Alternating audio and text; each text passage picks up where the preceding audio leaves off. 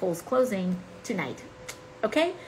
On the other end, there are plenty of other issues that are people's number one issues: healthcare, education, gun safety, etc. And we also have to make sure that we're continuing to advocate on substance and engage on substance as well. But I know, for me, I think that we got to have our eyes on the prize, and we don't get progress on anything if Donald Trump and J.D. Vance are within any shot of the presidency in November.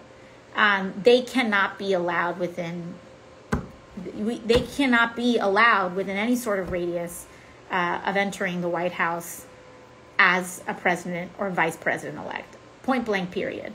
Because let me tell you something, even as disappointed as one may be, because like our system of governance is highly flawed, and also, like, yes, lobbyists buy, and corporate lobbies buy enormous influence in Washington. We see it every day up close. We see corruption up close, and it is easy to get cynical and jaded and say, you know what, I'm going to tap out. But you know what? There's actually no reason to tap out, because now we have everybody from Rashida Tlaib and Cori Bush and Ayanna Pressley and Ilhan Omar and myself in the House holding down positions and hoping to expand those positions, as we have with amazing people like Summer Lee and Delia Ramirez and Greg Casar and Maxwell Frost, and we're growing those ranks. But then also, we have a real fight at the top of the ticket that is worth fighting for. And no one can tell me that Donald Trump is somehow the same as the Democratic ticket in any way, shape, or form. Try telling that to a trans kid in Tennessee, that whose president is gonna be the same. I'll tell you, it's gonna be really, really different.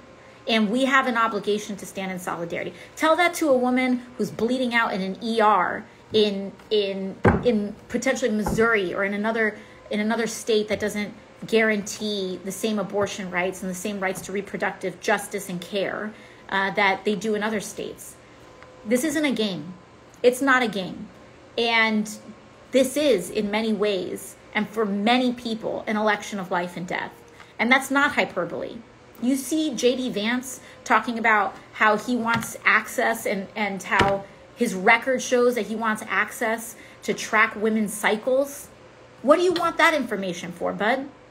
What do you want that information for? And then he's out here saying creepy stuff, saying like because I don't have a child presently, that because I don't have a child presently, that my right to vote should be diluted. What is that? What is that? It's creepy. It's weird. He tried to walk it back too by being like, oh, I don't think we should punish people who biologically can't have a kid. How do you know? How do you know? This is that boneheaded, like, don't know the first thing about a woman's body type of nonsense that should not be allowed within a 10-foot pole of the White House, okay? Because if you don't know 50% of the U.S. population, you don't know jack, all right? That's what you got, J.D. Vance. Thank you very much.